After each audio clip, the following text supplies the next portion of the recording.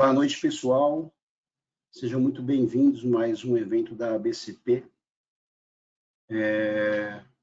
Eu queria agradecer aqui, em particular, ao Denner, que vai estar com a gente hoje, tecnologista. A gente vai falar um pouquinho aqui sobre concreto para paredes de concreto, né? O melhor concreto para parede. E a gente está pretendendo fazer uma série de eventos com esse tema para o ano que vem, né, para auxiliar aí as construtoras e as concreteiras, né, que estão nesse ramo, e também para incentivar um pouco as construtoras e concreteiras que ainda não estão em parede de concreto, mas estão de olho no sistema construtivo. Então, vamos falar um pouquinho aqui de mercado de parede de concreto, e depois nosso especialista, Denner, vai falar especificamente do concreto, tá, esse sistema construtivo. Bom, só dando um contexto histórico aqui no Brasil, a gente, há muitos anos, acho que, na verdade, quase 500 anos, a gente tem aqui baixa renda das famílias brasileiras, né? E junto com isso, intenso processo de urbanização e políticas de habitação insuficientes, o que gera cada vez mais um déficit habitacional, né? E aí, ligado a isso, a gente tem processos informais e precários, né, de produção de moradia, né? O déficit cresce todo ano, eu acho que, se não me engano, só em 2014 que o déficit não cresceu, né? O déficit cresce porque existem novas famílias, né? Existem gente precisando de novas habitações, que a gente chama de déficit vegetativo, que é de mais ou menos ali cerca de 1 milhão a 1,5 milhão de residências por ano, né? Então, quer dizer, se a gente não fizer no mínimo isso, né, a gente vai acrescentando aí mais habitações a esse déficit já grande que a gente tem, né? E aqui no Brasil também tem um processo de periferização da habitação social, né? Quer dizer, a gente vai empurrando as habitações sociais aí, que é mais ou menos 75% do nosso déficit é na parte de habitação social, né? A parte de baixa renda. A gente vai acabando jogando isso para fora dos grandes centros, né? Então, com tudo isso, a gente acabou criando estoques de problemas, né? A gente tem aí, em qualquer contagem que a gente fizer, um mínimo de mais ou menos 6 milhões de novas moradias para fazer, para acabar com o déficit, né?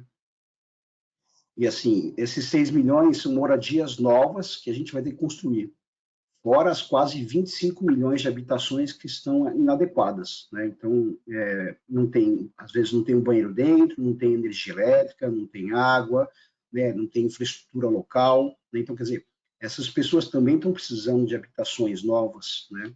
Ou, no mínimo, reformas intensas nas residências, né? Então, a gente soma aí um estoque muito grande aí de quase 30 milhões de habitações que a gente precisa, de algum jeito, melhorar, né? Nesse contexto, a ABCP, em 2007, a gente acabou indo para fora para entender um pouquinho mais sobre o sistema parede de concreto, que a gente sabia que a gente ia ter políticas de habitacionais melhores no Brasil, que pretendiam fazer aí 1 milhão de habitações anos, né? E aí a gente formou o grupo, chamado Grupo Parede de Concreto, que eu queria falar aqui um pouquinho, né, que ajuda a desenvolver o sistema construtivo. Então, o grupo é formado, encabeçado aqui pela BCP, pela BESC e BTS, né? E a ideia do grupo sempre foi fomentar a utilização do sistema de parede de concreto, né? Mas como fomentar, né? A gente queria colocar na pauta o sistema construtivo, né? E que todos os players do mercado, as construtoras, os fornecedores de subsistemas, as concreteiras, né, as associações, todo mundo focasse em desenvolver o sistema construtivo, né? A ideia era integrar os agentes envolvidos aí para elaborar um plano e melhorar o sistema construtivo, né? E cada vez mais melhorando. A gente já está no 6º ciclo desse projeto, né? Ele acaba propiciando aí um ambiente bacana para desenvolver produtos específicos para o sistema construtivo, né? E a gente acaba compartilhando recursos, conhecimento, energia, então tem troca de experiência entre construtoras, né? A gente ajuda bastante na norma de parede de concreto, enfim, tudo que for preciso para o sistema melhorar em produtividade, em qualidade, a gente está junto, né? E esse grupo é aberto para todos, né, para construtoras e fornecedores do sistema construtivo que queiram trabalhar junto com a gente e desenvolver o sistema construtivo, né? Então, fica aberto o convite para vocês aí, construtoras, concreteiras, enfim, né? A ideia do grupo, né, a ideia é que tem um sistema construtivo cada vez mais competitivo, né? Então, hoje, competitividade passa por custo, né? O Brasil sempre vai passar por custo, a gente sempre faz a conta de trás para frente aí, né? Tem que ser um sistema construtivo muito rápido, e isso, parede de concreto, é imbatível, né? Vocês vão ver, vou passar um videozinho para vocês, só para esclarecer um pouco melhor como é que é o sistema construtivo, vocês vão ver que é um sistema muito rápido, né?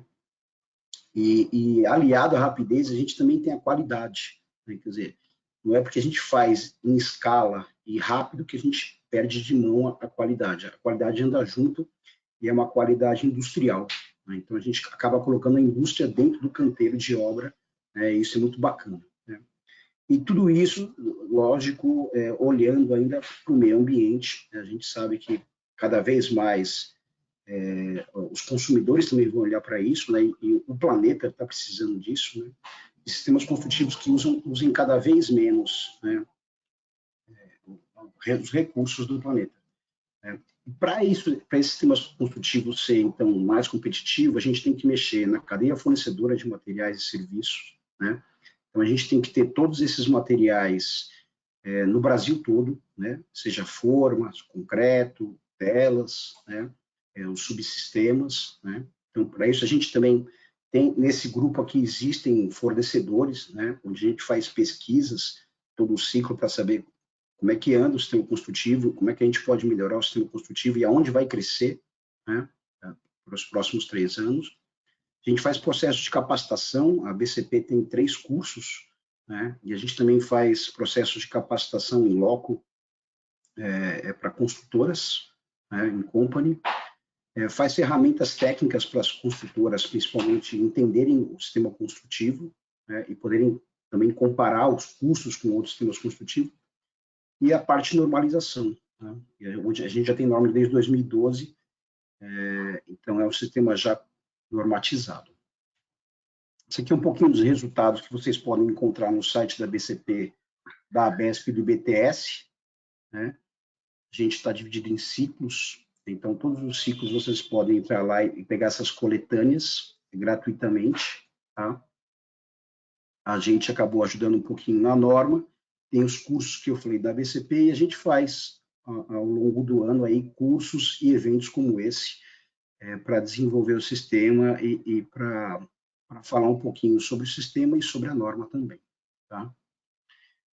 A norma da parede de concreto é a 16055, né? Eu falei para vocês, a gente finalizou ela em 2012, em 2012 ela entrou, e agora a gente está fazendo uma revisão, está fazendo a primeira revisão dela, desde 2019 a gente está revendo ela, e esse finalzinho de ano aqui a gente já está finalizando a revisão do texto, e deve entrar para a consulta nacional ano que vem, máximo na metade do ano que vem, já deve estar revisado, né?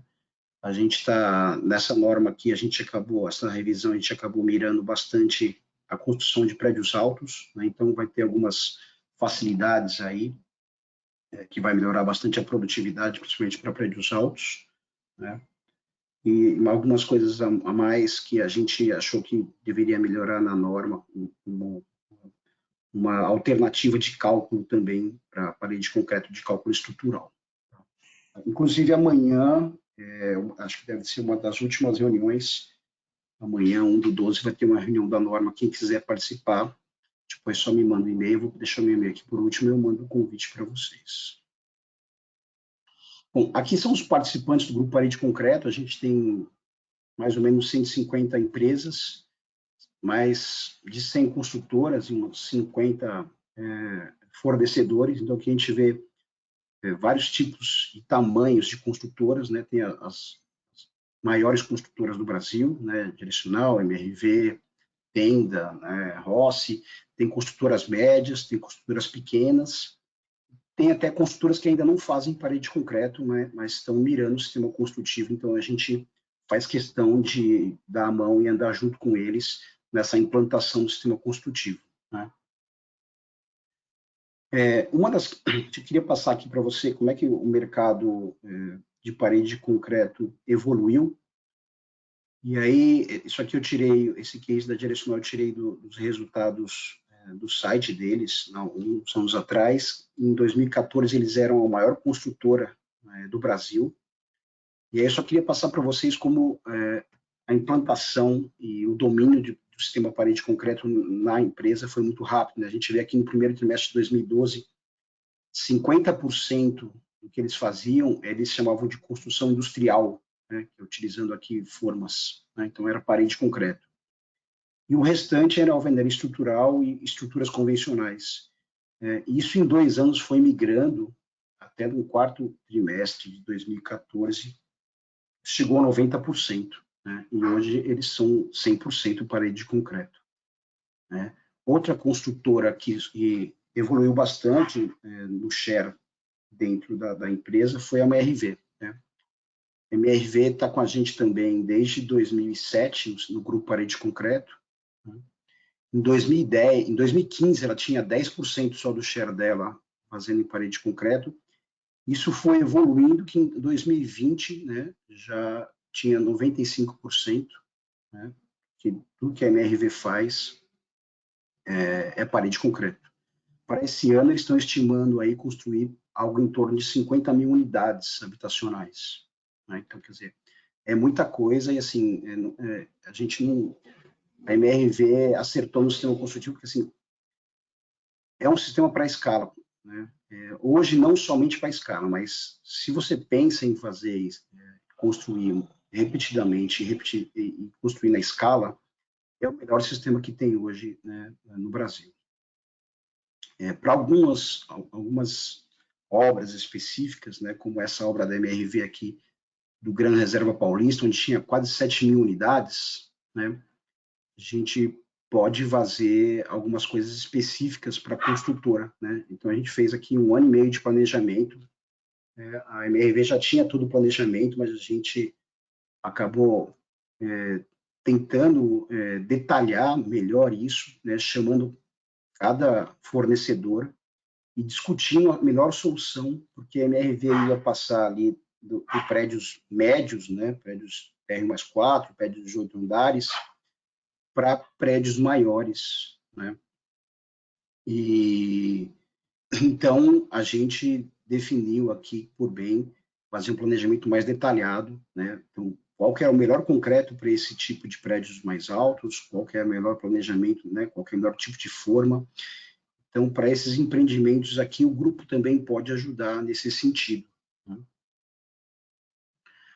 Eu fiz uma relação aqui, eu peguei um ranking do ITC das 100 maiores construtoras e peguei somente as 10 maiores, e coloquei em vermelho aqui as que fazem, já fizeram parede de concreto. Então, entre as 10, a gente tem 3, 4, 5, 6 empresas, né, que fazem parede de concreto, entre as 10 maiores construtoras do país, né? Então, aqui, a MRV, que hoje, na verdade, é a maior construtora da América Latina, ela não entrou nesse ranking tech, mas é a maior da América Latina, a maior do Brasil, né? Direcional, Tenda, Cirela, está começando a fazer parede de concreto, Curri e Plano em Plano fazia parede de concreto, né? Quer dizer, se você pensa em fazer em repetido, em escala, né, não tem outro sistema construtivo, a gente está com muitas construtoras aí implantando o sistema construtivo e já algumas já há mais de 10 anos fazendo parede de concreto. A gente está com bastante tecnologia embarcada nisso e conhecimento também, né? E o grupo, uma das funções do grupo é disseminar esse conhecimento entre construtoras, né? No Minha Casa Minha Vida, especificamente nesse segmento econômico, que foi aonde a parede de concreto entrou no Brasil, né? A gente entrou começando fazendo mais o econômico, hoje a gente não está mais só nesse share, mas a gente lá em 2007 entrou nisso. A gente tem um avanço aqui, né? Em 2011, tinha 13% do que era feito no Minha Casa Minha Vida era em parede de concreto. Isso evoluiu para agora, em 2019, está com um pouco mais de 65% de tudo que se faz no Minha Casa Minha Vida, ou Casa Verde e Amarela agora, né? Se faz em parede de concreto, né? E é interessante porque a própria Caixa acha que, assim, se não fosse sistema construtivo, a gente não conseguiria fazer tantas unidades, né, para o Minha Casa Minha Vida. Então, a gente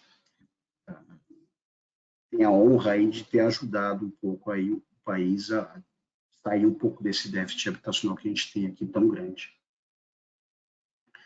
Vou passar para vocês aqui um videozinho do sistema construtivo, mais para entender, para quem nunca viu o sistema construtivo, entender um pouquinho como é que o sistema se comporta, né? E aí depois a gente vai entrar já na parte de concreto. Eu vou pedir licença aqui a SH é a nossa parceira, ela fez um vídeo muito didático, a gente sempre passa o vídeo para vocês entenderem, né? Então aqui, quando se fala em padronização, velocidade, menor custo, menor mão de obra, né, a gente pensa sempre em parede de concreto. Começar aqui pela fundação, que pode ser um radier, mas pode ser qualquer tipo de fundação, vai depender muito do seu terreno, né? E aí você vem com a parte de telas, as telas soldadas, né? E todas as instalações aqui, né? E aqui você vem na colocação dos painéis, que aqui no caso são painéis metálicos, né? Painéis de alumínio, mas podem ser painéis de madeira, painéis de plástico, né? Painéis de ferro também, né? Você põe esses espaçadores que eles vão dar a distância entre uma forma e outra, ou seja, a distância, a espessura da parede em si, né? Para cada tipo de empreendimento, né? Para cada arquitetura, você vai ter um jogo de forma, né? O jogo de forma ele já é específico, mas ele pode ser reutilizado, né? Em outras arquiteturas. Então, normalmente você começa a armar isso dos cantos, rapidamente você coloca todas as formas, né? E aí, após colocar essas formas, você já vem com a parte de painéis aqui de complemento. Você pode ou comprar esses painéis aqui, são painéis padrões, né, mais ou menos 2,5 por 60, ou comprar com o pé direito total. A parte de complemento é interessante porque você pode usar em outras cidades com um complemento, né, se o seu pé direito for diferente, né? Então, aqui tem a montagem dos painéis de ciclo, né? Esses painéis são interessantes porque eles dão a possibilidade de você concretar o andar de cima já no dia seguinte, né? Eles vão aqui em cima dos painéis e eles vão fazer a vez aqui do seu radier amanhã para colocar a forma em cima deles, né? Então, toda a parte de gabarito e vãos de portas é tudo pensado para produtividade, né? Você deve e pode concretar de uma vez só parede e laje, né? Depois de tudo montado, você vem ali tem alinhador interno e externo, né? Para você alinhar todas as paredes, tá? E no final da tarde, depois de colocar ali as telas também na laje, colocar todos os embutidos na laje, você vem concretando isso com um concreto, né, que a gente acha que o melhor concreto para isso é um concreto autodensável, tem que ser um concreto muito fluido, né? Um concreto que ele preencha sozinho, né, todos os vãos aí de dentro da parede, mesmo com todos os embutidos e com a tela que tem ali dentro. Você vai tirar essa forma normalmente na manhã do dia seguinte, né? Você pode concretar aqui também junto no mesmo dia parte de escada, né? E usar a escada no próximo dia já, só deixar tudo escurado, né? E na manhã do dia seguinte você vai retirando essas formas já, limpando elas, né? E passando para o andar de cima, né? Para fazer a próxima concretagem. Então você consegue fazer uma concretagem de um andar por dia, né? Independente aí do tamanho do andar. Então, esse painel de ciclo que a gente tinha comentado, ele suporta aqui a forma da parte externa e na parte interna você já pode colocar a forma dentro da sua laje, que vai estar ali mais ou menos com 3 MPa, né? Não retira todos aqueles espaçadores, né, já para colocar toda a parte de andaime, né? Isso já no segundo dia, tá? No segundo dia, então, você coloca toda a parte de andaimes aqui com soles, vem com as formas de novo, coloca as formas concretas, e aí você pode ir concretando, né, um andar por dia, né? Então, é um sistema muito rápido, extremamente rápido.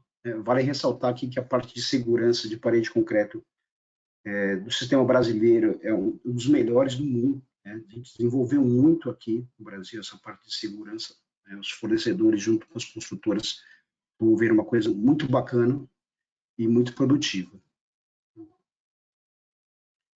Então, um pouquinho do que se dá para fazer com parede de concreto, né? Como dito, a gente no começo fez bastante essa parte de habitação social e habitação para baixa renda, né? Então, a gente, casas térreas e casas conjugadas, né?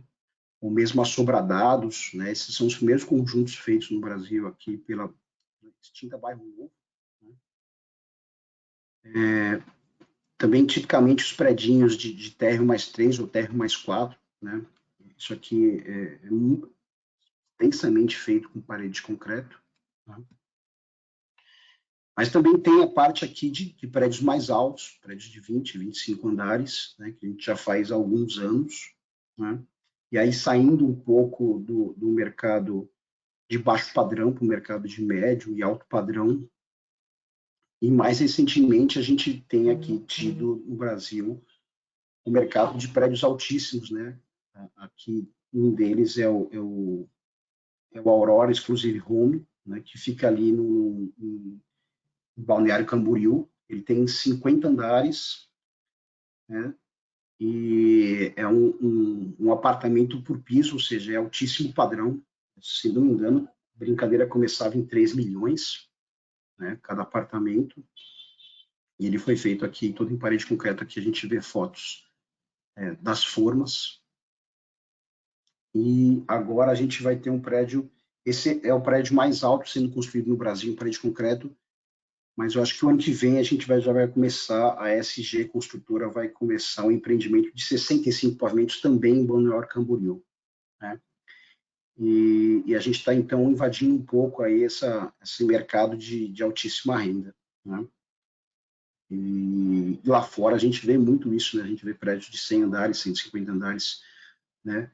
E na nossa norma também não tem limite, você pode construir quantos andares você achar interessante.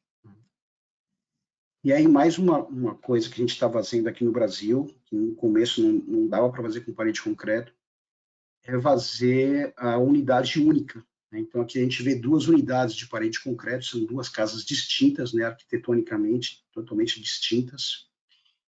E você consegue agora, com a locação dessas formas, locar a forma, fazer a unidade e entregar a forma, você não precisa mais comprar a forma.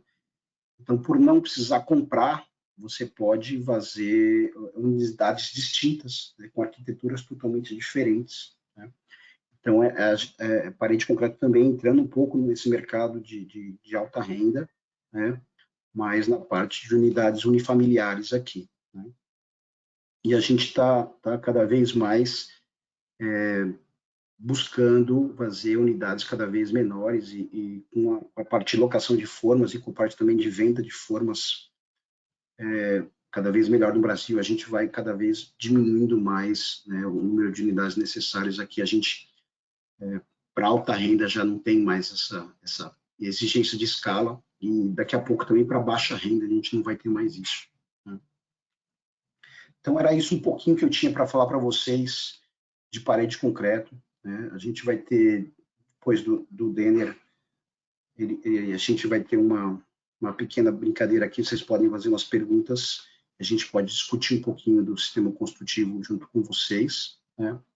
E se vocês quiserem saber um pouco mais sobre o sistema ou sobre o grupo Parede de Concreto, eu vou deixar aqui meu e-mail, meu telefone, né, para vocês entrarem em contato. E aí eu convido mais uma vez as construtoras os fornecedores que quiserem trabalhar, ou que já trabalham com parede de concreto, mas querem algum tipo de auxílio, né? O grupo existe para isso, né? Para tentar auxiliar vocês no que for possível para desenvolver o sistema construtivo e vocês fazerem cada vez mais e melhor o sistema construtivo no Brasil. Vou chamar meu amigo Denner agora para falar um pouquinho com vocês sobre o concreto e o melhor tipo de concreto para parede de concreto.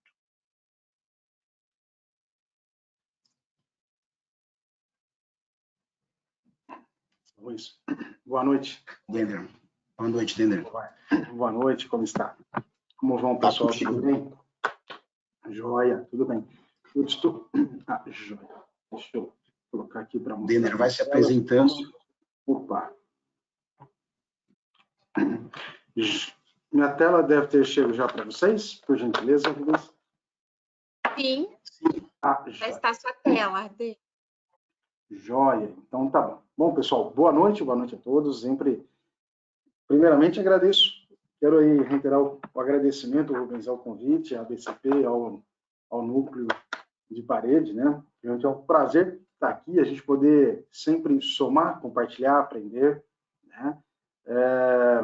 Eu sou um tecnologista de cimentícios, né? Tecnologista de concreto, né?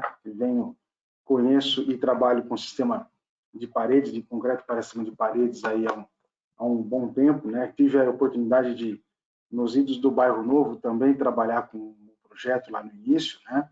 Participar um pouco. Hoje eu sou professor universitário aqui da Unisal, leciono aqui na unidade de Campinas, Americana, aqui no estado de São Paulo, né?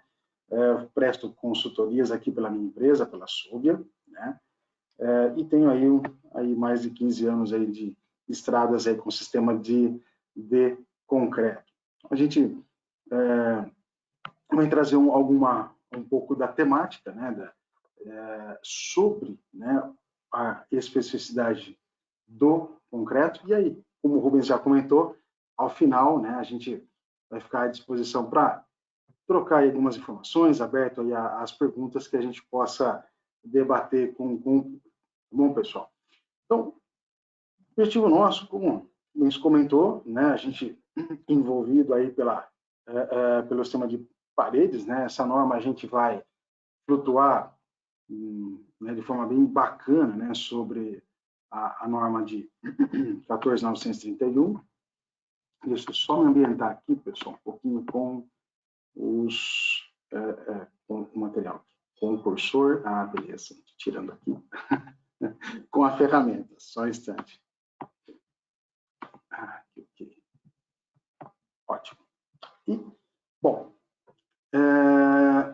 então é uma norma que a gente trabalha, né, fortemente com o sistema concreto como uma grande essência, né, trabalhando junto, obedecendo aos quesitos da norma de projeto, né, e a norma 14.931, e porque a gente vai buscar para um sistema que o Rubens já acabou de expor para nós aqui, né, fortemente, que vocês conheceram, e que, no meu entendimento, né, para que a gente consiga, né, fazer e ofertar essa racionalidade, essa agilidade, né, que o sistema traz como um sistema industrializado, como foi colocado, né, o concreto, né, o material precisa ter uma boa assertividade. É isso que a gente quer comentar um pouco ao longo das próximas telas aqui.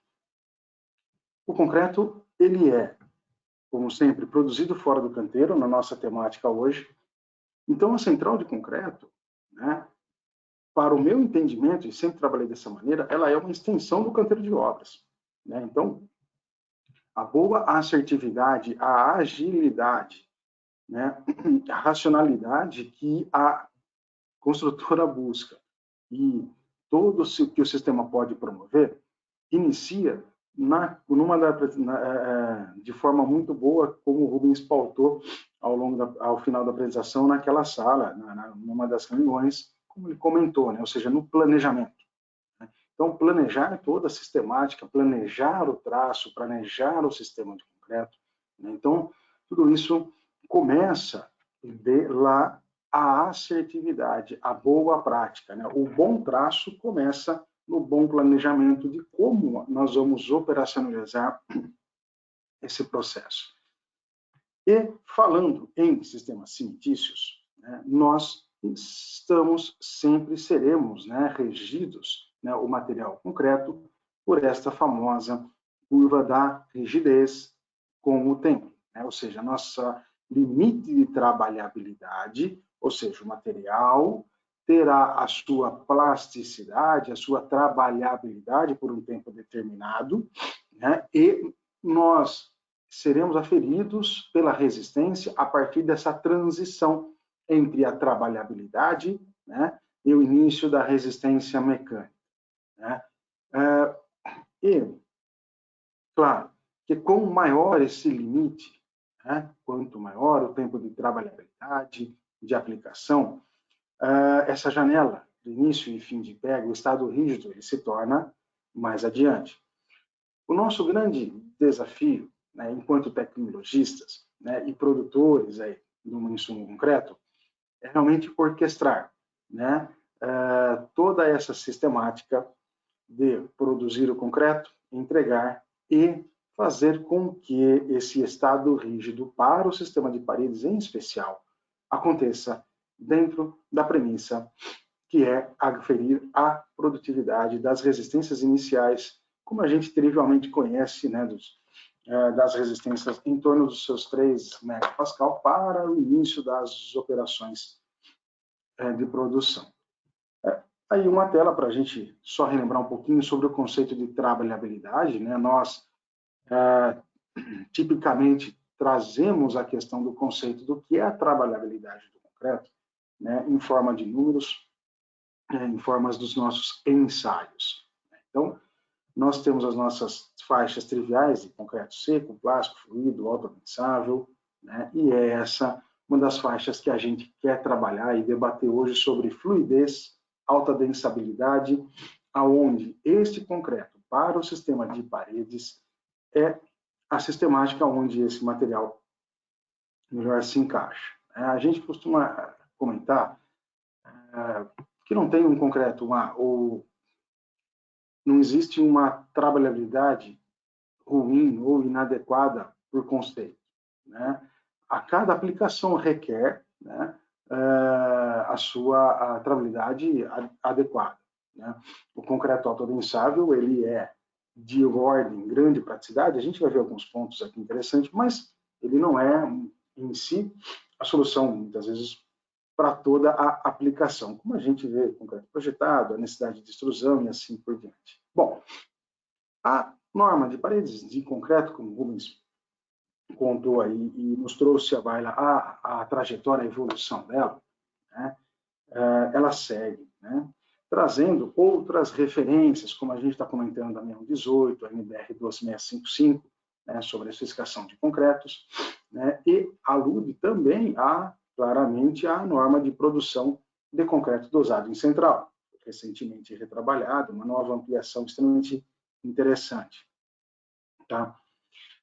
Essa norma traz a atual na sua versão, né, expondo a classe de trabalhabilidade da 8953, né, e hoje ela tem, sim, esses pontos, né, no item 8 do material concreto, né, alguns pontos bem singelos sobre resistência à desforma, sobre o que é o ciclo de concretagem, sobre a resistência aos 28 dias, né, alude sobre a classe de agressividade, sobre a questão de durabilidade, refletindo a classe de agressividade, que estará, né, logicamente, diretamente lá no carimbo do projeto estrutural, né, e traz, né, uma questão de que a trabalhabilidade pode ser vista pelo método de ensaio, né, que agora é uma NBR, né, pelo método de abatimento do tronco de cone, ou pelo sistema do concreto autoadensável no espalhamento, pelas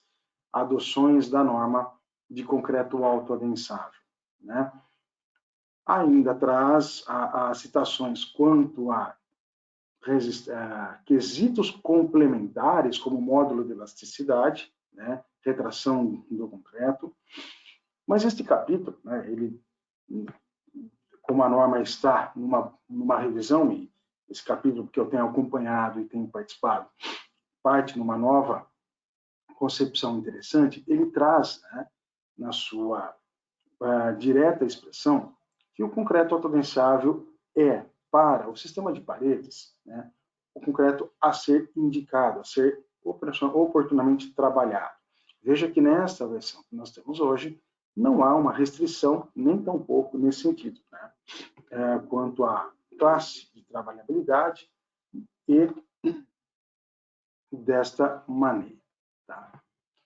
Porque o concreto autodensável, que é sistemática. Nós, no Brasil, já trabalhamos com esse sistema, com projetos com grandes expertise, enfim, uma série de histórias, cases, artigos, né, publicações, que, como vocês podem ver na tela, né, essas vantagens do autodensável, né, e sim, nós trazemos simplificações no lançamento, tem uma série de trabalhos que mostram o quanto se aumenta com a eficiência, isso não só a eficiência, né, não só de canteiro, como também da central de concreto. Né? Uma central, quanto a gente começa a trazer para uma central de concreto, saindo de concretos plásticos, mas caminhando na produção de concretos fluidos, adotando uma nova sistemática de produção, a gente acaba trazendo um refino do controle tecnológico, um refino da capacidade de produção. Isso faz com que a nossa eficiência, todo o conjunto, né, os fatores caminhem, né, somatórios junto. Então, o autodensável vai incidir positivamente, sim, né, em redução de cronograma, redução de ruídos através de N fatores, não só pelos vibradores, mas todo o conjunto da operacionalização, aumento de formas arquitetônicas, isso de fato, né, tem desde a sistemática da pré-fabricação a realmente a alta arquitetura, né, ele permite, né, uma disposição maior nesse quesito, né, o foco de alta qualidade de preenchimento de armaduras densas, né, e, por fim, uma melhor superfície de acabamento. Né, isso é o foco, né, de fato, do autoadensável, né, o quanto ele traz para nós, olhando para o sistema de paredes, né, por histórico, por todo o trabalho, a gente compreende e tem, né, trabalhado que o autoadensável tende a ter uma menor incidência de patologias, um menor retrabalho, traz um menor custo global em sua sistemática, né, nos elementos. É uma pequena foto comparativa, né, num teste de texturização, né, feito. Então, é um elemento, é uma tipologia de concreto, né, trabalhando para o sistema fluido adiante. Porém, pessoal, como toda tecnologia, ela requer, né, suas atenções, suas especificidades, né, e olhando para isso, olha, a pressão exercida na forma é maior que o concreto tradicional, né? É comum, a gente tem já conhecimento amplo disso, mas não é incomum, né, em alguns projetos, a gente se deparar, né, mesmo trabalhando e avisando no planejamento, a gente muitas vezes incorrer alguns insucessos com abertura de formas, com desatenção em fechamento. Né? Para o sistema de paredes, as formas têm sua robustez, são planejadas entre um concreto fluido, né, com de elevada fluidez, de uma alta densibilidade, os comportamentos são muito próximos, né, as energias, né, são muito próximas. Né, mas, para o sistema do que a gente conhece do concreto tradicional, de fato, a pressão em forma do autodensável, ela é expressiva. Né?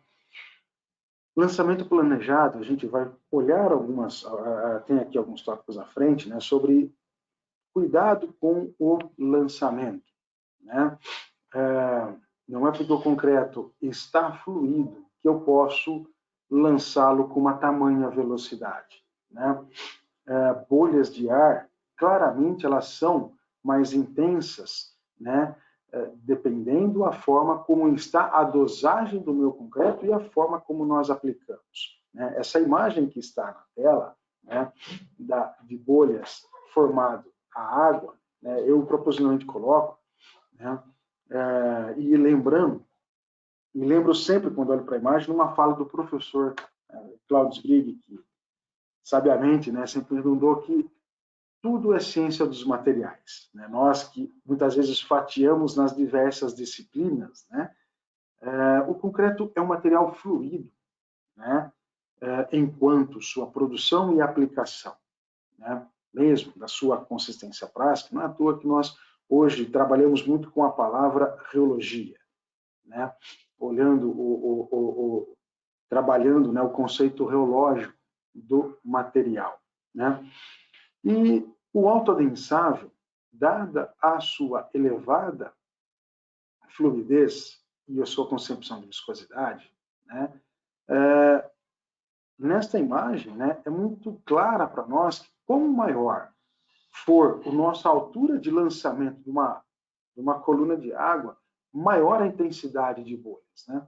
Isso acontece na nossa forma também, né? O concreto gera exatamente como esta imagem, né, está aí. Então, nós temos um material fluido e que vai sofrer, que vai e está, né, sobre as mesmas leis, né, triviais de toda a ciência dos materiais. Então, quanto mais coeso esse material for para a sua fluidez, maior essa geração de bolha. E quanto maior a minha velocidade, maior o volume que nós colocarmos, né, menor vai ser a capacidade dessas bolhas saírem para a superfície, né? Então, isso vai incidir no aspecto, acabamento final do nosso material, né?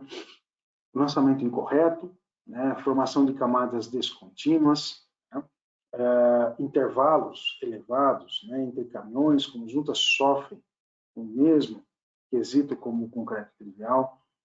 Ele é mais sensível às variações dos materiais, é verdade, em razão de que nós buscamos, quando trabalhamos com essa autodensibilidade, né, nós temos ali uma grande forma de ter uma maior interação, né, como a gente vai falar de cimento aditivo e a fluidez.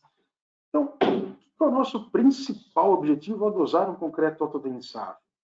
É justamente manter esse equilíbrio entre uma viscosidade da pasta, né, de manter ali que o agregado não desça, não segregue em razão à sua fluidez, mas possa permitir que a alta densabilidade ocorra e as bolhas de ar possam subir à superfície. Então, esta é o nosso desafio, né? Usando essa imagem do Johan Crell, né, eu gosto muito dessa foto, trago ela sempre nas apresentações, quando nós olhamos para um concreto autodensável e temos isso à superfície, ou seja, os agregados graúdos, né, ao lado das bolhas de ar, subindo e estourando a superfície, né, um concreto que se autonivela, que se adensa perfeitamente, tendo o agregado à sua superfície. É aí que nós temos a palavra levemente coesa. Eu tenho uma coesão, né, ao ponto de permitir um bom escoamento, dele se autoadensar, não separar as fases e manter. E é interessante, né, que nossa preocupação muitas vezes está em não deixar que o material segregar ao fundo, né? Essa imagem, né, eu coloco ela aqui na tela muitas vezes, de forma interessante. Isso aqui é um concreto autoadensável, né, de argila expandida, e aqui o material concreto autoadensável com basalto. São agregados de densidades, massas específicas diferentes, e este material, né, a tendência de segregação, a observação, a análise visual, né, deste material aqui, quando eu preparo, é diferente deste. O agregado graúdo desce ao fundo, né? Ele vai ao fundo, né? A argila expandida, elas sobem. Então, para vocês terem aí só uma ideia de como, né, essa variação dos materiais traz para a gente alguns desafios interessantes. Receitas básicas, né? O concreto não tem sempre, né, uma receita. A gente fala, poxa, qual é a faixa trivial, a receita básica, né? Como a gente pode ter de um autoadensável, né? A gente tem algumas concepções interessantes, né, como está aqui na tela, um teor de argamassa hoje na faixa dos seus 60%, né? Nós temos condições hoje de produzir concreto autoadensável com teores de argamassa menores, né? Já produzir concretos com um efeito escoante, né? Na casa dos seus 50%, 52%, com um escoamento extremamente interessante, com um teor de argamassa relativamente baixo para isso, né? Mas, sintomaticamente, né, nós temos uma faixa de água, né, para que ela ocorra, para que ela dê, né, essa lubrificação necessária. A água, né, baixo consumo de água, nós vamos ter uma pasta mais coesa, né, um concreto mais denso, mais devagar, e mais água, concreto mais fluido, mais rápido, porém, um concreto com menor modularidade, maior retração, com maior patologia, com maior incidências. Então, a arte está nesse sentido. Hoje, e categoricamente, a literatura busca, muitas vezes, as literaturas mais tradicionais, né, mostram, né, uma quantidade de material fino em torno, né, de 500 quilos por metro cúbico. De novo, nós temos produtos aditivos, né, que podem trazer esses elementos com grandes diferenças, né, para produzir concreto autodensável, né, com valores bem diferentes do que nós temos hoje. Então, é possível, de uma receita básica, né, trabalhar com temáticas diferentes. Aqui são alguns equipamentos que estão, né, na nossa norma de concreto, de caracterização do concreto autodensável. Esses são os ensaios típicos que a gente faz em canteiro, e esses são ensaios de caracterização muitíssimos importantes, né, para desenvolver, né, todo um sistema de paredes de concreto. Nós não temos a necessidade de solicitar um concreto hoje para produzir amanhã. Nosso empreendimento é possível planejar, né? E é desejável que a gente consiga, sim, ser o mais racional, só virá quanto melhor nós conseguirmos nos planejarmos, né? Então, uma dosagem, eu comento, né, sempre que a dosagem racional, ela sai de um bom planejamento do estudo de traço e da produção do concreto, né? Então, o objetivo ao dosar um autoadensável, pessoal, né, está sempre aqui que, né, isso é um outro gráfico interessantíssimo também, né, do Johan Creel, que nossas ferramentas, né, que a gente utiliza, né, nos ensaios normativos nacionais, justamente sobre o slump flow com anel J, ou seja, a medição, né, ou seja, a abertura pelo tempo do T500 com o anel. Nós conseguimos, com essa relação, né, entre a abertura com o anel e o tempo do T500 com o anel, olhar para quê? Neste gráfico, né, olhar com uma zona, quanto maior o tempo, né, ele vai a chegar a um ponto de dar bloqueio ou estar tão coeso que ele pode sim ter uma alta densabilidade, mas ele fazer uma série de quesitos de bolha de ar e, claro, outros nichos, outras patologias que podem vir da má adensabilidade que podem ocorrer, tá? Ou ainda, né, ele estar tão fluido, né, estar tão elevado que a gente vai ter efeitos fortes de exudação e de segregação, né? Nós temos aí efeitos, como estamos falando de paredes de concreto, pensando, né, quando a gente vê alguns milímetros no ensaio de uma coluna de segregação, né, alguns centímetros, se nós replicarmos por uma parede de 3 metros de altura, que nós consideravelmente fazemos, nós teremos uma faixa centimétrica que irá mudar o comportamento estrutural do nosso prédio.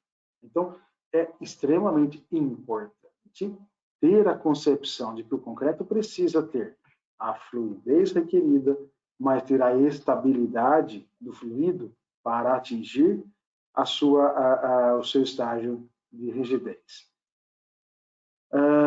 O concreto precisa estar fluido e, na aplicação, nós temos que ter atenção de que um concreto com elevada coesão, mesmo tendo, né, uma rapidez, a gente pode gerar uma falha de enchimento, de preenchimento nesse sentido. Esse é um pequeno vídeo comparativo, pessoal, que a gente olha a diferença entre duas medidas, né, de slump flow. Vocês vão ver que os de 700 ele tem um escoamento mais rápido. Vejam a plasticidade da nata, né, da pasta, com o flow de 600. Vou passar agora a caixa L, vocês vão ver também a forma que é o escoamento. Tá? Ele vai repetir novamente o vídeo, tá? É uma caixa dos primeiros, né, ensaios, quando era ainda na primeira concepção, tá? Não está fora do padrão normativo, mas vejam como é a diferença da fluidez para esse cenário. Tá? Vocês vão ver muito próximo aqui, né, como as caixas, como elas acabam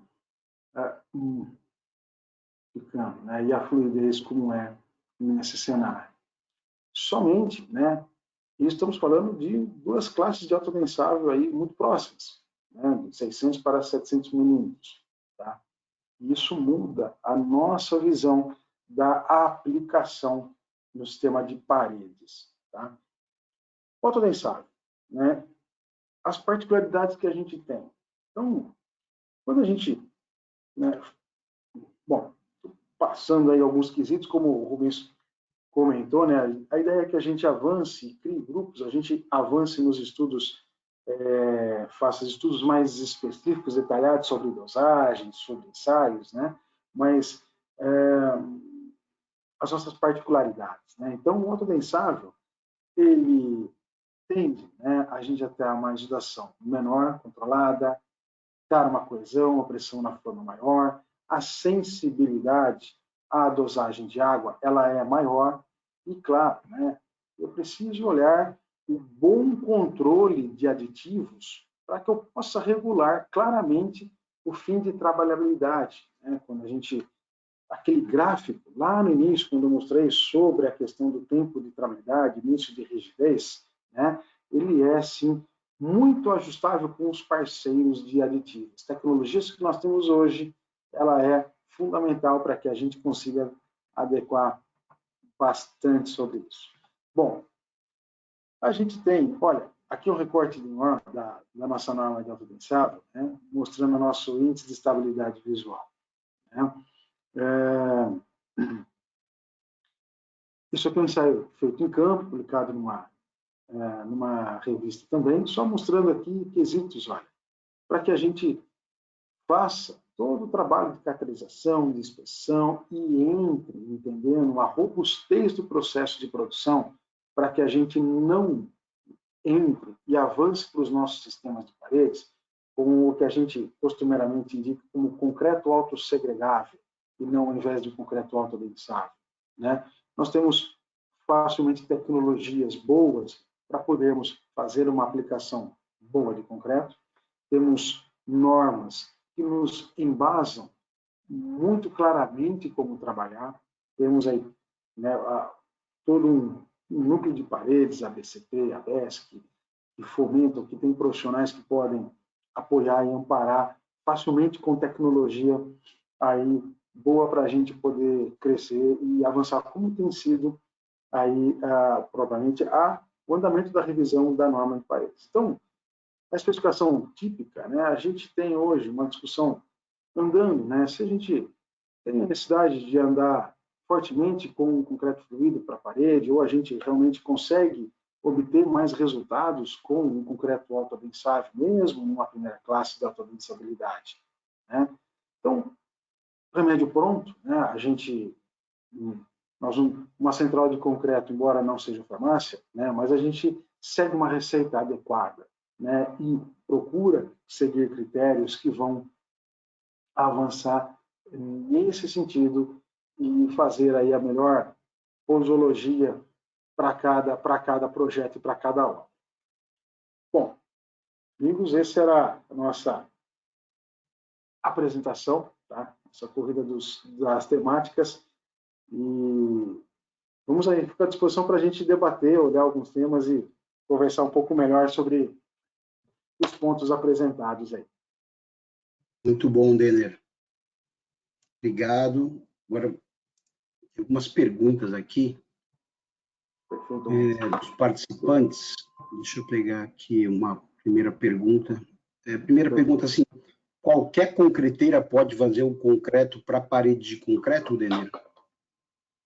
Olha, Luiz, sim, eu entendo que sim. Né? Ela cumprindo os quesitos do que a gente viu da 7212, né, ela está apta.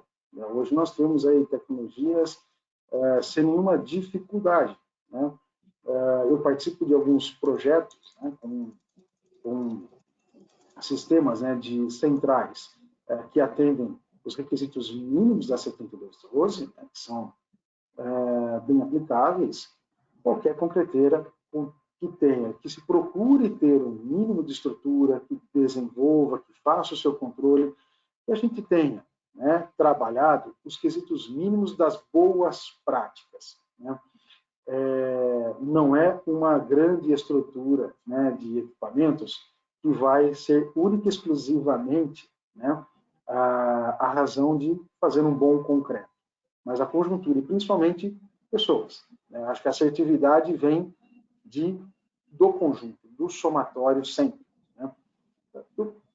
Acho que eu deixei de compartilhar a tela, né? Tá tudo bem para vocês, né? Acho que tá em ordem, né? Acho que você pode deixar parar de compartilhar. Perfeito. Eu não sei se está compartilhando ou se eu já parei. Não sei se agora parou. Ótimo. Perfeito. Agora está melhor. Outra pergunta aqui sobre o Rio Grande do Sul. Aqui no Rio Grande do Sul, em função das grandes variações de temperatura, estamos fazendo um piloto de controle de resistência do controle, proteção, pelo método da maturidade. Sistema GETEC. Qual seria o potencial desse método no sistema parede de concreto em função da necessidade de obtenção de resistências de formas rápidas e o concreto moldado no CP não representar a resistência real da parede de laje, né? Deixa eu só fazer um complemento aqui, assim, a gente já está colocando isso na revisão da norma, tá? Para a gente poder fazer esse ensaio aí por maturidade. Tá? Pode falar, Denner.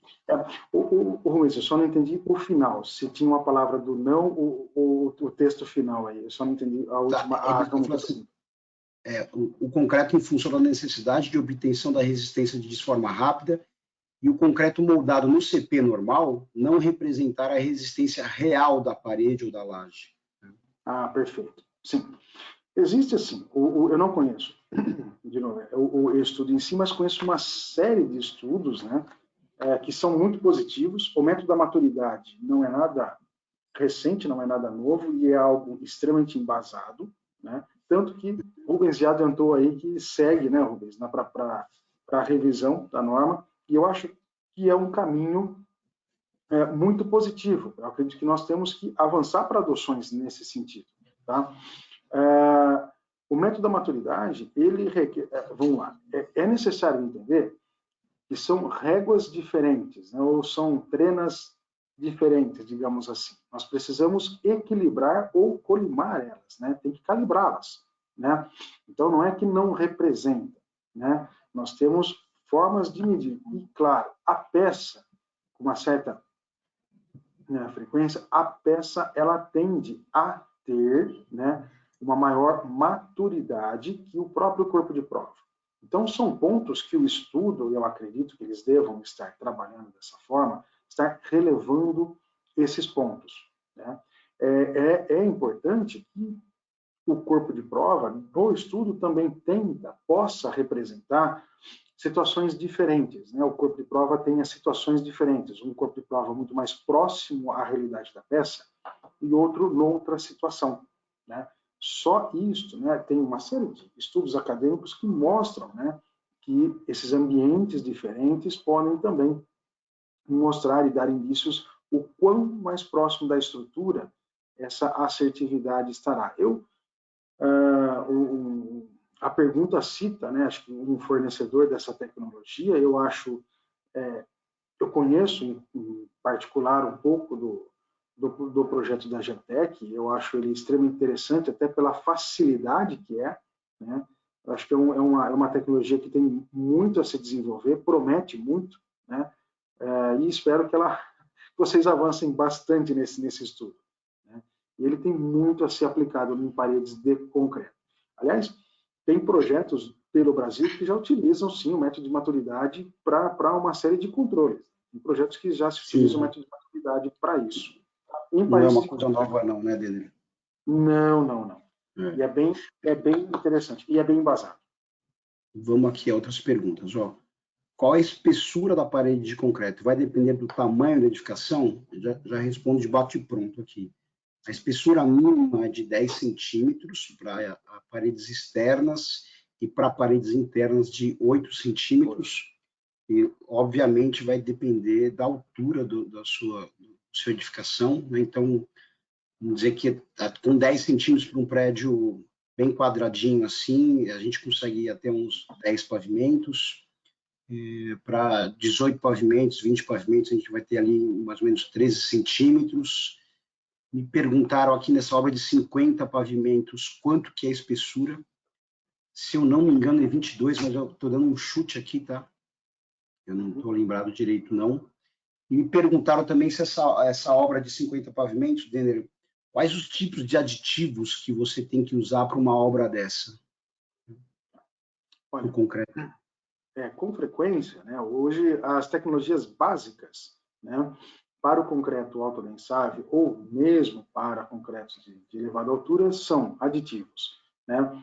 O famoso plastificante, os aditivos redutores de água, tecnologias, né, de plastificantes, superplastificantes, né, e ainda podem ser incorporados dentro desses produtos, né, como o famoso polifuncional, aditivos que melhorem a trabalhabilidade, a bombeabilidade, né?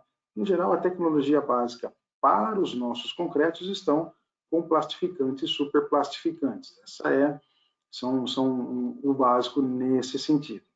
Para grandes alturas, por vezes, pode-se sim abrir, né, a mão de aditivos promotores de bombeabilidade, que, em geral, são os modificadores de viscosidade. Essa é uma cartela básica de aditivos.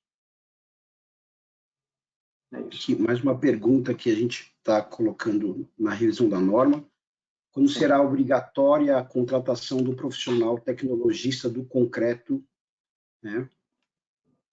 A gente já está colocando na norma que isso vai ter que ter uma revisão aí. O concreto tem que ser assinado ali pelo...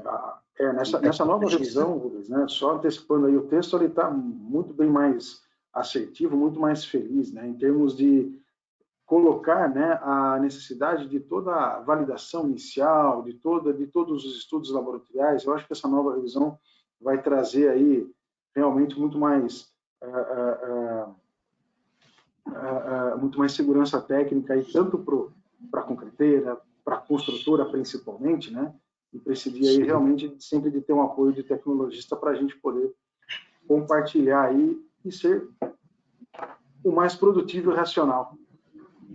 A gente, nessa nova norma aqui, nessa revisão, a gente está tentando colocar as responsabilidades, né? Então, a responsabilidade dessa parte do concreto ficava muito com a parte do projetista, que não é a especificidade dele, né? Sim. Então, a gente acabou citando na norma que qual que é a responsabilidade do projetista e colocando que a responsabilidade da parte do concreto, do traço do concreto, tem que ser com tecnologista, tem que ser com especialista nisso daqui, né? Porque pode falar. O que eu acho, assim, a gente sempre tem que ter em mente, né, pessoal, que o sistema é um sistema extremamente, né, veloz, né, e requer, né, ajustes, né, que requer acompanhamento ágil, né? Então, o projetista, né, o estrutural, ele tem uma outra disciplina, uma outra seara nesse sentido. O tecnologista, ele deve estar muito mais próximo ao canteiro, acompanhando os resultados e acompanhando muitas vezes também a produção, a aplicação, resultados, e buscando essa interpretação, muitas vezes para levar, né, os casos para o projetista estrutural, fazendo essa interação com a disciplina. Né? E, principalmente, um campo de oportunidade que eu vejo que ter o profissional tecnologista com grande apoio às construtoras, somente na fase da curva de aprendizagem, o start, né, o início, né, dos projetos. Porque tudo concreto requer, né, este ajuste, né, a famosa curva de aprendizagem para esse cenário. E isso é muito importante. Então, essa velocidade a gente consegue colimar e ser bem produtivo para isso. Perfeito. Aqui tem duas perguntas que eu vou casar em uma só, né? Quais as recomendações de dosagem para reduzir retração? E aí tem uma outra aqui que também é muito relevante essa parte de retração. Se no concreto autodensável é obrigatória a utilização de cura, e qual é a mais recorrente, né? E se fissuras de retração são muito comuns, né? Você quer começar? Não, se você quer dar o início, a gente acompanha junto. Essa parte de cura, a gente vem batendo nessa tecla a vida toda, e eu acho que vai continuar batendo na tecla a vida toda. Não é que é obrigatório, a concretagem só termina quando termina a cura. Né? A concretagem, a cura faz parte da concretagem, né? E é importantíssimo, né? Então, quer dizer, se você não faz cura, você provavelmente está comprando um concreto além do que você precisaria, né? Porque ele vai ter uma resistência menor, né, do que projetado se você fizesse com cura, né? A cura que é mais comum para a parede de concreto é a cura de película, né? A cura química, né? Porque especificamente porque você tem paredes, né? É muito difícil você curar a parede, né? Não tem como você colocar algo ali ou deixar 100% de umidade ali no cômodo para fazer essa cura. Então, o melhor jeito que você tem é colocar uma película para essa água não evaporar, né? E na parte o Denner pode falar um pouco melhor, mas a gente também está trabalhando nessa parte de fissuras, principalmente de retração, na norma. Então, a gente vai especificar aqui na norma um jeito novo da gente medir as fibras, né? As fibras é um jeito de você melhorar a retração, né? A gente media fibras por peso, né? Comumente o pessoal falava em 300 gramas por metro cúbico, né? Que na verdade é muito pouco e a medida está errada, né? A gente tem que começar a falar em rede, né? Então, assim, se você coloca uma fibra atrás da outra, teoricamente você vai ter que ter aí mais de 2.000 quilômetros de fibra por metro cúbico, né? Ou seja, essa rede de fibras que vai te melhorar, né? E também uma outra opção muito boa é a parte de aditivo, né? Que você pode colocar no concreto para evitar essa retração, são compensadores de retração que você coloca e tem quase a retração virada para zero. Sim, sem dúvida. Não, sem dúvida. A retração, né, ela costuma, ela nasce na concepção, né? O teor de água do traço, aquilo que a gente estava comentando e mostrou um pouco na apresentação, né? Em concreto, com maior teor de água, ele tende a ter maior fluidez, menor coesão, e isso facilita. Porém, né, você já terá um concreto suscetível a maior retração. Então, buscar um blend entre os aditivos superclassificantes, né, com menor teor de água e alinhado a tecnologias como compensadores de retração, são sim, sem sombra de dúvida, né, o melhor cenário para isso. O concreto, por essência, é um material que trabalha, né, que tem na sua concepção apresentar fissuras, né? São comportamentos diferentes da simbologia do concreto aço, porém, né, são fissuras que existem limites, né, e velocidade. Então, para isso, né, a gente tem essas temáticas. E, de fato, né, a cura é um desafio, né, que a execução tende a dar aí a fazer essa interação. Hoje, de fato, a cura química é uma grande ferramenta, um grande aliado para poder fazer esse sistema bem funcional. Né? Então, esse cenário. Uma pergunta aqui, se a cura química prejudica a aderência do acabamento, né? O Denner pode falar melhor, mas assim, existem vários tipos de curas químicas, né?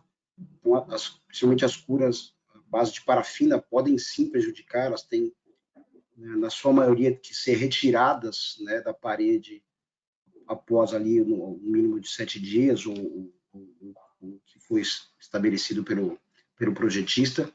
E se você não retira ela pode sim fazer isso. Mas já também existem outros tipos de cura, né, que você não precisa ter tanto trabalho e não vai afetar tanto essa parte de aderência. As bases parafinadas, as parafinadas são as mais que selam mais a superfície, né? E de fato são as que vão, claro, dar maior garantia de selamento, né? Maior benefício, porém elas cobram um preço nesse sentido. As tecnologias mais recentes, com as bases acrílicas, que são as caracteristicamente empregadas para o sistema de parede, para o sistema de pisos de concreto, inclusive, né, tem sim um bom desempenho, né, conseguem, né, fazer um bom nível de cura. Tá? Tudo é de se entender, né, o nível de cura, o nível de disposição, né? E lembrando, né, a atual, né, 14.931, a norma, ela indica, né, a questão de ter a cura até a obtenção de 15 megapascal, uma vez que a resistência a partir desse nível, ela já consegue prover, né, uma resistência para não haver a formação de canais. Então, a execução da cura acrílica num período curto, né, na idade jovem para esse cenário, reduzem muito, né? Melhora em muito, né, a cura e o ganho da resistência. Em contrapartida, né, é o tipo de cura que não impacta, né, nos sistemas de revestimento. Tá? Então, é isso aí. Então, uma série de bases químicas que podem ser trabalhadas, sem sombra de dúvida. Denner, uma pergunta aqui direto para você. Eu gostaria de saber sobre o módulo. Desenvolve-se da mesma forma que um concreto mais fluido? O módulo de elasticidade, ele deve estar falando aqui, né? Sim, deve ser. Eu acho que a pergunta talvez estava... Se o módulo desenvolve... É isso. Eu acho que assim, se você acaba calculando o módulo da mesma forma de um concreto mais fluido que um concreto convencional. Convencional, né? Exato. A norma, bom, nós temos, sabidamente que o concreto autodensável, né, por ele ter um teor de argamassa maior e empregar caracteristicamente agregados de menor dimensão, né, o módulo de elasticidade tende a ser reduzido em relação a um concreto com menor teor de argamassa e com agregados de maior diâmetro, né? Ou seja, um concreto de slump 100 mais ou menos 20, brita 1, de fato tem um comportamento, uma característica do módulo de elasticidade maior do que um concreto de autoadensável classe SF2, né? Isto há na NB, na norma de projeto, tá, uma estimativa, há um estimador para a obtenção do módulo de elasticidade a partir da resistência à compressão. Mas na norma de projeto mesmo, 18, ela indica que ele é apenas um estimador podendo ser empregado, mas deve-se prescindir de ensaios, né? Então, a nível projeto, pode sim ser adotado, mas a própria norma recomenda, né, ela não obriga, ela faz uma recomendação de que se deve recorrer inicialmente a ensaios, né, para categorizar. Por isso que eu comentei na fala lá atrás que assim é sempre importante, né, o traço mais racional é aquele traço melhor planejado, né? A gente tem aí mais tempo de trabalhar, desenvolver, inclusive desenvolver o planejamento do módulo. Então, mas sim, é possível fazer uma boa correlação do módulo de elasticidade com a resistência à compressão, igualmente para os concretos plásticos com agregados de maior dimensão. E que sim, o concreto autodensável ele tem um comportamento de módulo mais baixo do que o concreto nesse sentido. Tá? Que para o sistema de paredes, né, aí a gente entra numa outra disciplina, que é a questão de conceito estrutural, ele tende a ter um outro peso do que propriamente a gente entende para alguns cenários nesse sentido. Perfeito.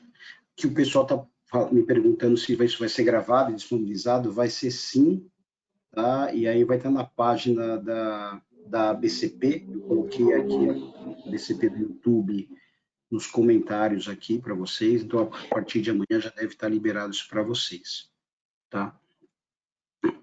Vamos aqui, mais uma.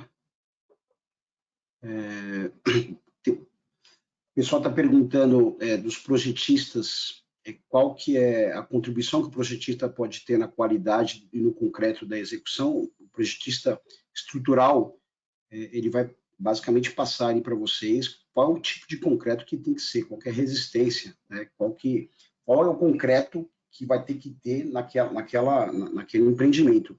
E o tecnologista vai fazer o traço para esse concreto, né? Assim, o projetista estrutural ele não tem a responsabilidade de fazer o traço do concreto, né? Ele vai falar ali qual que é a resistência que vai ter, qual que é a partir do seu ciclo que você deseja, enfim, né? E aí o próprio tecnologista que vai fazer esse traço, né, Danilo? Perfeitamente, perfeito. O projetista traz as concepções mínimas, no sentido da durabilidade estrutural, né, do desempenho estrutural. E aí o tecnologista, junto com a obra, ele vai entender quais são as premissas, né, do concreto para a aplicação, ou seja, a parte do concreto em estado fresco, né, será requisitado.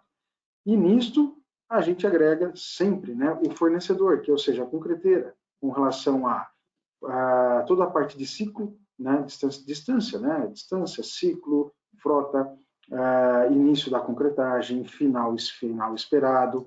Então, todo esse envoltório, né, é onde o tecnologista consegue entrar e dar um grande apoio. O pessoal está perguntando bastante aqui sobre FCK de parede de concreto, a gente sabe o FCK dos prédios mais altos. O que eu posso dizer é o seguinte, por norma, as resistências não podem passar de 40 LPA.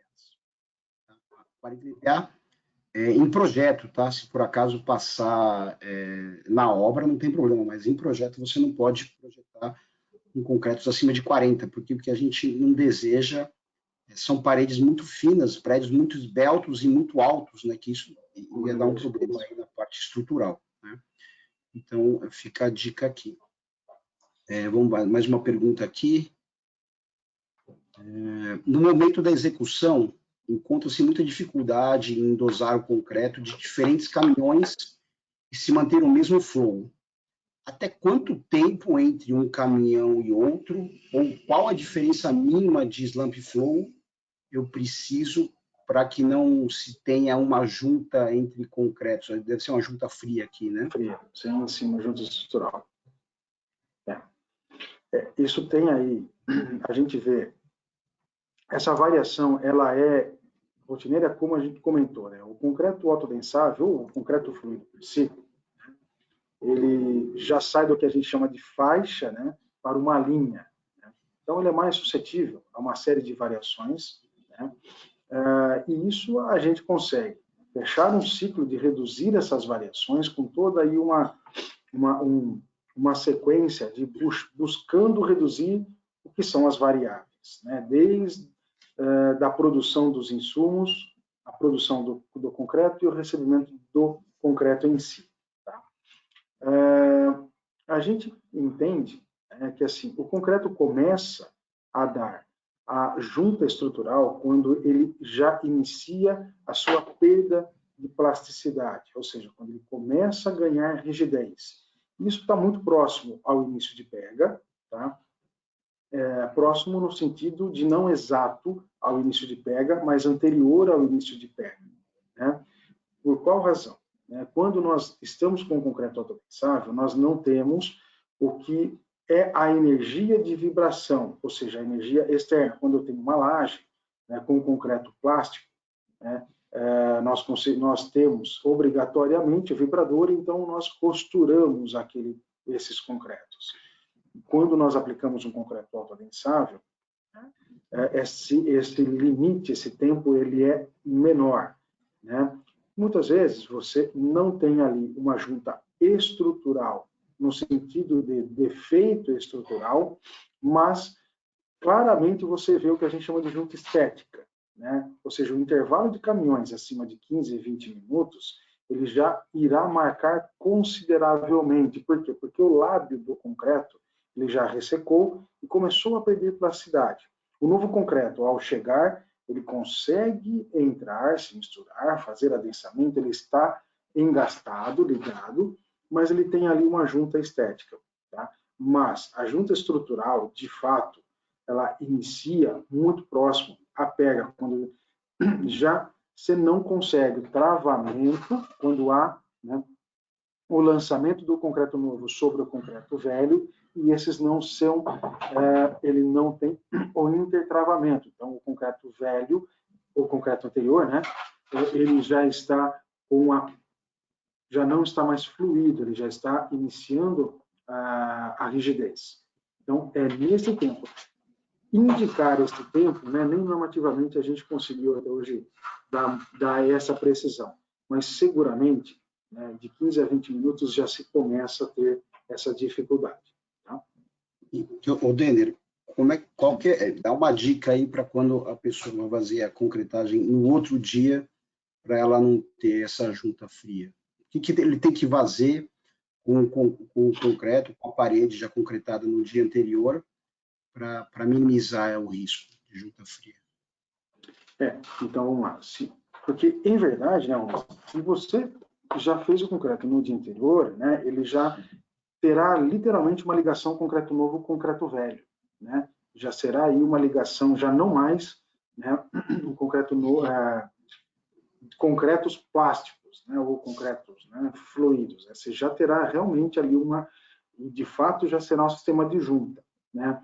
E aí, minimamente, nós temos que recorrer aos cuidados mínimos da norma de execução de estruturas. Né? A 14.931 ela vai trazer, né, que é ter, pelo menos, a limpeza, né, a exposição dos agregados, recorrer, talvez, possivelmente, à questão do reforço da armação naquela região e o uso de adesivos, né, para fazer a ligação entre o concreto novo e concreto velho. Né? Tem ali um item na 14.931 específico sobre juntas de concretagem, né, prevendo justamente esse quesito quando há essa concretagem tardia ou esse efeito de concreto de um dia após o outro. Aqui, pela norma, eu tenho um distanciamento de fissura aceitável, né? Eu já respondo que fissura não é aceitável, né? Que é tipo de fissura, principalmente aquela fissura que você sabe que vai ter, né? Vai ter, tá. Então, o ideal sempre é buscar para a próxima concretagem não ter a fissura, né? Uhum. O que você acha, Denner? Existe, né? Nós temos aí, a norma vai recorrer, né, literalmente, ao padrão da 6118, que nós estamos ali atrelado com concreto armado ao nível de 0,3 milímetros, né, como a aceitabilidade, enquanto já no estado de serviço. Né? o 0,3 milímetros, a gente já enxerga uma fissura no concreto nu a 1 metro, 1,5 metro de distância, né? Então, ainda é uma fissura que ela tem dentro dos padrões do quesito de durabilidade, ela está dentro do quesito de aceitabilidade para os quesitos de durabilidade, tá? Não há nem na nossa norma de paredes de concreto, nem na minha norma 618, com relação a espaçamento, né? Ou seja, nível de frequência, né? Mas há sim essa questão de tipologia da abertura da fissura, tá? É claro que assim, sempre, né, nós desejamos o mínimo de fissuras ou desejamos sempre não haver fissuras, né? Mas o quesito de aceitabilidade, né, é recorrente lá na 618 sobre a tabela de abertura de fissuras. Uhum. Lembrando que assim, um problema da fissura para a parede de concreto é que o revestimento para a parede é muito fino. É muito fino. 3, 4 milímetros. Então, esse tipo de fissura vai deixar uma marca ali na sua textura, no seu revestimento, que você vai ter que tratar de algum jeito, né? Então, para não tratar todas as fissuras possíveis, é melhor reduzir esse nível de fissuras, né? Sim. Está perguntando aqui uma última pergunta. Os métodos de concretagem com os painéis mostrados são os mais recomendados, né? Eu imagino que... Fala um pouquinho do método de concretagem. Sim. O método de concretagem, acho que deve ter comentado bastante sobre aquele vídeo, né, Rubens, que você passou, acredito eu, sobre os painéis, né? O método de concretagem é o sistema de paredes, né, com o que a gente entende, né, são hoje os sistemas de formas modulares, né, são sem sombra de dúvida, acho que a exclusividade de uso, né, eu desconheço o sistema de paredes que não use sistema de formas modulares, né, e uma certa frequência de metal. Tem uma série de outras formas, né, à disposição no mercado, né, que, como o Rubens mesmo comentou, o material que está à disposição na página do núcleo pode oferecer aí maiores informações, né? Mas o sistema de concretagem, ele efetivamente, né, a partir do autodensável, a aplicação direta, né, do concreto pelo nicho das paredes, seguindo, né, ali até o caminhamento do concreto e seguindo para a laje, né? Não sei se é esta a resposta, se eu contemplo a pergunta dele, Rubens. Assim, a gente costuma usar, não concretar diretamente na parede, né, Denner, para você não proporcionar a lavagem da forma ali do moldante, né? Então, o que a gente recomenda é que você deixe cair na beira da laje e coloque algum dispositivo ali que ele escoa, né, que ele fique escoando na parede, né, que ele não entre direto na parede. E também tem aquela partezinha que você mostrou, que assim, para a gente evitar aqueles vazios embaixo de vão, né, perfeito, você concreta de um lado até ele subir ali da altura do vão, né, ou seja, que você tenha certeza que ele concretou todo embaixo daquele vão antes de você posicionar ele para o outro lado, né? E também você não pode concretar um lado só, né? Porque o concreto autodensável que você vai colocar numa ponta e esperar ele concretar todo o pavimento, né? Você tem que concretar... Pois é. O mais adequado, né, sempre é, se possível, né, usar eu costumo dizer, do tubo e do funil, né? A norma de execução de estrutura, inclusive, recomenda, né, a utilização do funil, que é um tubo de 75 milímetros, um tubo de 100, né, inserido na parede, pelo menos a meia altura, né? Para quê? Para que o concreto realmente ele não entre, né, num turbilhonamento, não desça pela forma, né, batendo na tela e realmente tirando, como o Rubens bem ressaltou, a parte do desmoldante, né? E o escoamento, ele deve ser a aplicação a mais lenta possível. Possível no sentido de que da vazão da bomba, né? E não é porque o concreto é fluido, autoadensável, que a gente vai colocar em marcha total e fazer com que ele escoe de forma rápida, né? Então, é necessário que a gente tenha uma vazão consagrada e, lembrando, né, aquelas imagens como o homem comentou, a gente faz com que espere com que esse concreto escoe, passe por todos os vazios embaixo, né, e podendo muitas vezes mudar até de posição se alguns obstáculos forem muito restritos, tá? É necessário. O uso de funil com tubo é uma técnica muito eficaz e funcional para a gente ter uma boa concretagem, né? Tirar aí a segregação, ou seja, não trazer somente para o concreto a incumbência dele chegar à ação e bem aplicado lá embaixo na forma. Bacana. Pessoal perguntando aqui como é que entra no grupo parede de concreto, né? Vale ressaltar que para as construtoras, a construtora não tem custo algum, né? É nosso trabalho responder as questões das construtoras gratuitamente, né? E ajudar as construtoras no que for necessário para a boa aplicação do sistema construtivo, né?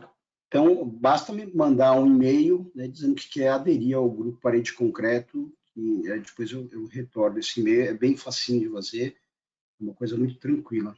E aí, uma última questão aqui, Denner, fala, não é sobre o sistema construtivo, mas é sobre desplacamento cerâmico, né, em paredes de concreto, né? Se existe algum estudo sobre isso, a gente, no grupo Parede de Concreto, a gente fez algumas considerações para as construtoras. Vale ressaltar que em parede de concreto foi o sistema construtivo que menos teve desplacamento, né? E o desplacamento está muito mais relacionado à argamassa e à peça cerâmica em si do que ao sistema construtivo, ou seja, que é a parede, né? Uhum. Mas a gente tem algumas considerações aí, eu acho que não cabe colocar aqui. Se alguém precisar, pode me mandar e-mail, a gente manda todas essas considerações, mas vai desde tempo em aberto da argamassa, tipo de aplicação, se você esmaga ou não esmaga os cordões, né? Algumas coisas básicas de execução, tá? E eu acho que é mais ou menos por aí. Denis, quer passar algum recado final? A gente está chegando aqui ao final. Eu agradeço a todos os participantes, agradeço ao Denner, agradeço aqui a todo mundo. Eu acho que foi muito produtivo para a gente. Mais uma vez, a gente pretende fazer mais temas sobre sobre concreto e sobre paredes de concreto, logicamente, para o ano que vem. E a gente quer fazer um trabalho junto das concreteiras aí, junto das construtoras, né, para desenvolver, né, cada vez mais esse concreto, seja o concreto adensável, seja o concreto superfluido, junto às concreteiras, para a gente trabalhar cada vez melhor o sistema construtivo, né? Então, fiquem ligados, e se alguém quiser trabalhar junto com a gente, seja concreteira, construtora, me manda um e-mail que a gente vai fazer um grupo, né, dessas ações para o ano que vem, aí, logo. Quer falar alguma coisa, Daniel? Bom, primeiro, reforço aí o agradecimento. Eu realmente gostei bastante, acho que foram bastante perguntas, bastante interação, né? Estou bem surpreso aí e agradecido aí a interação do pessoal, ao público que nos assistiu, né? Eu acho que conhecimento a gente sempre transmite, aprende, a gente vai compartilhando, né? E é uma seara, um tema que vem muito aí para a gente prosseguir. Eu acho que o pessoal deve realmente fomentar ainda mais nesse sentido. Espero ter contribuído aí com o pessoal que participou. Tá? Estou, assim, à disposição. Também deixei os meus contatos aí na apresentação. Tá bom, pessoal? E fico agradecido mais uma vez aí. Vamos lá. Muito obrigado, Luiz. Gente, muito obrigado pela participação. Obrigado, Denner. A gente vai continuar aí junto da BCP, a BESC e BTS, Grupo Parede Concreto, a falar sobre o tema. Vamos estar junto do Denner. Né? Denner, gostei demais das apresentações, acho que foi muito produtivo, né? E a gente se vê, acho que agora, o ano que vem. Se alguém precisar de alguma coisa mais urgente, por gentileza, entre em contato com a gente, tá? Muito obrigado a Rosângela, também, que ajudou a gente aqui na BCP, o Ricardo Mosquete, que fez todo um trabalho de divulgação e criação desse projeto, tá bom? Muito obrigado a todos. Boa noite. Boa noite, gente. Até. Tchau, tchau.